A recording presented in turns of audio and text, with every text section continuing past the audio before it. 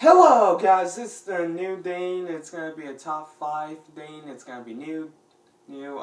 Tell me down below how you think about it. I deleted. I actually did this before, like 3 times. This is my 3rd time actually doing it. So hopefully this one actually goes well, and the editing of this actually goes before I have to remake it for the 10th billion time.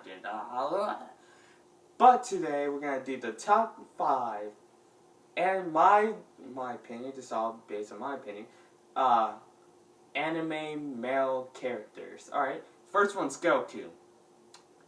Goku is a Saiyan and everything. He can go Super Saiyan 1, Super Saiyan 2, Super Saiyan 3. If you want to count GT or not, most people don't. It's because it's non-canon. And that's Super Saiyan 4, which is my favorite of my actual favorite, Super Saiyan 3, because he just looks awesome. Eyebrows, the muscles, the arrogance. Every time he goes into Super Saiyan, he gets arrogant, which we never see from Goku. That's one of the ways. He could do Spirit Bomb. His martial techniques, his martial arts, it's very good. I like it. His character is like protector, but he's not arrogant. He's not narcissistic at all, except for that one episode when he actually turns into Super Saiyan 1 for the first time after Krillin dies, and he says this narcissistic thing that kind of like conflicts with his character. But that's, if you want to go in that, go to other YouTube sites, or I could explain it myself if you want. He is trained by the experienced people. He has fought gods. He has fought aliens that could destroy the planet, but he saves them. He has done a lot. And you get to see this little kid that doesn't know anything about anything, to this adult that knows martial arts and Super Saiyaning, man, powering up that power levels are crap, and seeing him have children and his children doing great. So you get to have that nostalgia feel every time you watch it, because you're seeing him grow and you're growing with him. Number 2, Naruto. Mostly all this is gonna be nostalgic reasons, but he is just quintessentially awesome. He is a knucklehead. He's brash. He hates Sasuke. I used to hate Sasuke when I was little and everything. He could go with the Naruto Fox and create his ultimate form, and it's just awesome. With the Rasengan, he learns Rasengan from Jiraiya, one of the sages, you know. He can, he has all the ninja abilities tons to him because of the Naruto Fox. That one episode when he was facing Gaara turning into the Naruto Fox with Janemba? No, that's Dragon Ball Z. It's some frog thing, and he just turns into it and everything. You get to see this little boy that was hated because he has a Naruto Fox, and it kind of shows you how other people, if you have like a difference, people are going to hate you, everything. But if you do something great with that bad thing or that disability, people are going to like you. And it also shows that people are jerks because of that. Instead of approaching Naruto as a human being, they treat him as a monster. Same with Gaara. But when Gaara was in Shippuden, people loved him and girls were after him. Unlike Naruto, no one was freaking after him, even though he saved the Leaf Village many times, trying to bring back Sasuke and everything. I'd say he should have got a little bit more love. Reason why he's number 2. Number 3 is Spike from Cowboy Bebop, and he's just really cool, laid back, doesn't care what anyone says. You know, he has a villain named Vicious, he's fighting him. Vicious is awesome. He's one of the coolest, greatest villains because he has the sword fighting Spike, which is his trademark gun, you know. And he is just awesome. He's a bounty hunter. He could, like, fly.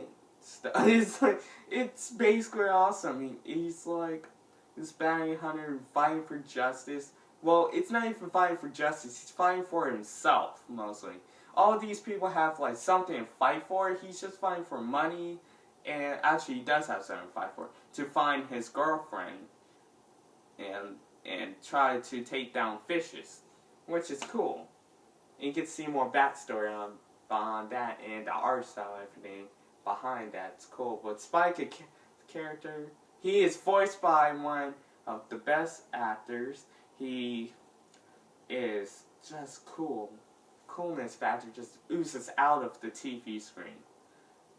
I recommend you watching that. Number 4 is Ichiko Kurosaki. He doesn't care. He doesn't really. He doesn't care. Rukia comes into his life, turns to a Soul Reaper. Later, we learn that he does have, the reason why he has that spiritual energy is because of his father. And I want to say that's partially true, but it's mostly the fact that he was another guy that's been reincarnated through the soul system and just got back into the human world. It's kind of like Angel Beats if you watch that. They just recycle. They might have different names and everything, but they look exactly the same. And they probably have the same characteristics. Or different. Like Ichiko and the other guy. Both care for Rukia very, like, dearly, like a sister. We all know though, Hime and Ichiko are like, yeah. He has a Zanpakuto. His Zanpakuto Sengetsu is awesome. His hollow form, which is, at one point, Sengetsu was cool. Which, if you watch some filming episodes, they did some filming episodes that were pretty good. Some of them weren't, but one when some Sengetsu was his own person, he was taking down Ichiko, but Ichiko allowed the hollow him to be Sengetsu for a while, and he had the same fight style. It's pretty cool seeing Sengetsu versus Sengetsu the hollow, you know, fighting off and stuff. I might be wrong, just post it down in the comments. He protects the Soul Society and the world at the same time, unlike the other people just protecting one Dane. They don't have like 2 Danes in stake. You know, actually most of them do. But besides the point, he's protecting 2 worlds, okay? Can you protect 2 worlds? I don't think so. Can Naruto protect 2 worlds? Can Goku? Maybe Goku. He did protect the Earth and Supreme Kai for very long, but Goku's mostly about Earth, Spike, Plant, like, not any Dane to be sad. He's just a bounty hunter. But Ichiko has something to fight for. He has his friends, his family, his, like, him not losing his spiritual energy and defeating Aizen, which he does. And then the last episodes, no one gets a crap, but isn't that just gonna restart a new game? Then, come on. But he's just awesome at everything. Number 5, our last one is Yusuke. People say that Yusuke and Ichiko are the same person. I don't think that. Like, yes, they have similarities, of course. Maybe the guy from Bleach, I forgot his name, and the guy from Yu Yu Hakusho, like, the guy from Bleach got that inspiration and made Ichiko, because they both don't care, but Urameshi is a jerk all around, unlike Ichiko, which is trying to hide something, like, have that barrier, you know, so people won't go in. Urameshi, Yusuke Urameshi, that's his full name. Just like the first episode, he dies. That's an awesome, brave way to start a series. Killing off the main character in the very beginning, not like Dragon Ball Z, but just right off the top, he's already dead. You don't even get to see him alive. You get to see flashbacks, but you have to wait. That's like, why he dies off the beginning? Why? And then you get to go a backstory and everything and wet him. And he becomes like a really big jerk until the last jerk. Let me tell you how jerkish this guy is. He cares about his mom, but he doesn't do what he's told to. He smokes cigarettes. I'm not saying that people who smoke cigarettes are bad, but, you know, he pulled up his best friend's,